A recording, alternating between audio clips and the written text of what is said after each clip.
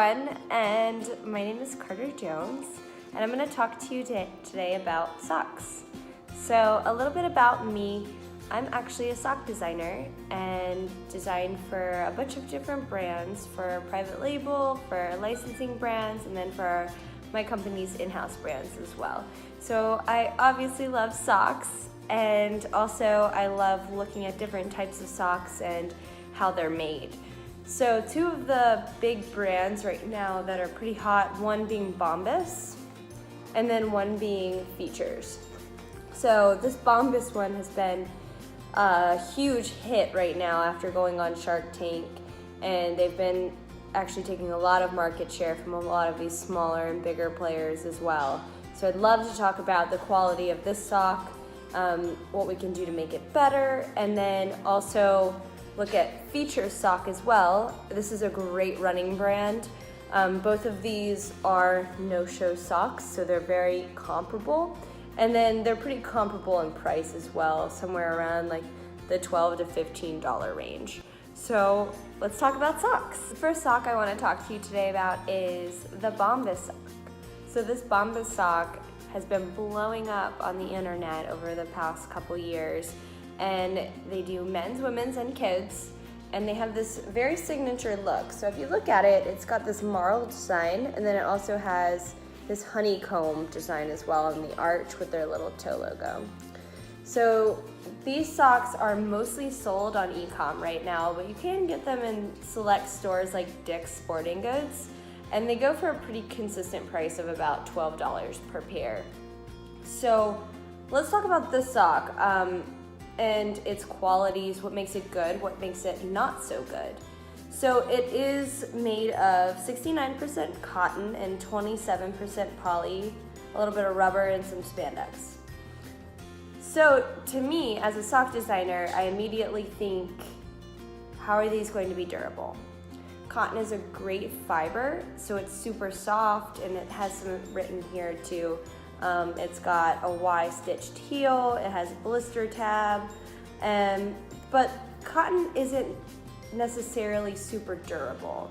So typically you will see in socks that they're reinforced at the toe and the heel, but because this one doesn't have something like nylon in it, it doesn't have that reinforcement at all. So it's just gonna be a cotton sock. So honestly, this sock is pretty comparable to something you're gonna see in Walmart or Target. Nothing too crazy. It's really just a basic sock that they've just put some pretty colors on.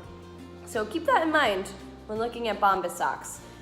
They have started to add more fibers. They did add a merino wool fiber to their list, which is a great fiber. It has a lot of moisture properties, but we still need that nylon in there in order for it to be reinforced, in order for it to be stable.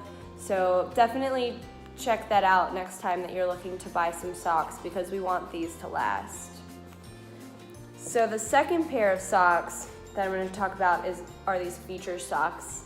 So Feetures are huge in running, and on the exact opposite spectrum, these are made from 95% nylon and 5% spandex.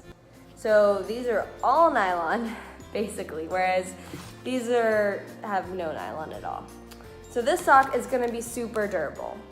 The other part about nylon is that it hugs the foot, so you're going to get a compression-like feel, which is super comfortable, and then also reduces blisters, because you often get the blisters from when the fabric is kind of rubbing on the bottom of your foot. So this would also prevent that as well.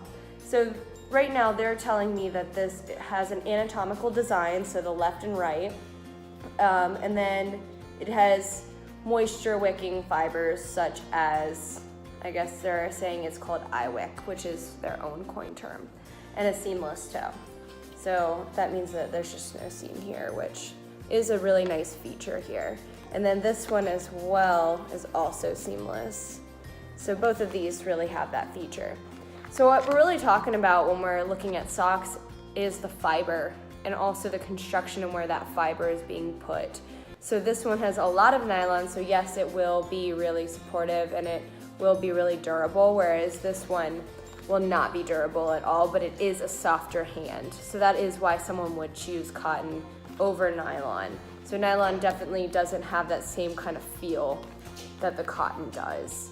So just a couple little minor differences overall in the fiber can actually go a really long way. And for that, I personally think that both of these socks are great socks, but we can do a lot more to make them better.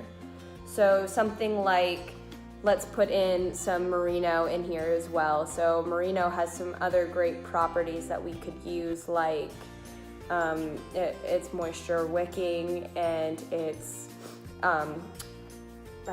has moisture management and temperature regulation naturally in the fiber.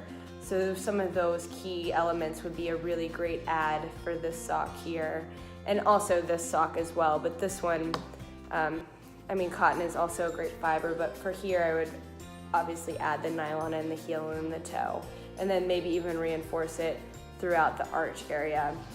So both of these two have a tab on the back. So that's this little piece that would hang over your shoe. So this one has a puffy tab, whereas this one has a more flat tab. So these two designs as well, this one is not always as comfortable because of the puff. Sometimes it sits funny in your shoe. So personally, this design is a little bit more functional for different types of footwear, whereas this one might not fit in certain types. So overall, this one would be a better pick based on durability and form and function. But even moving that forward even just a little bit, this one also has a little tab on that front piece too to protect your front layer of your foot, whereas this one only has the back. So this also escalates the performance features of this sock by just adding that extra layer there as well.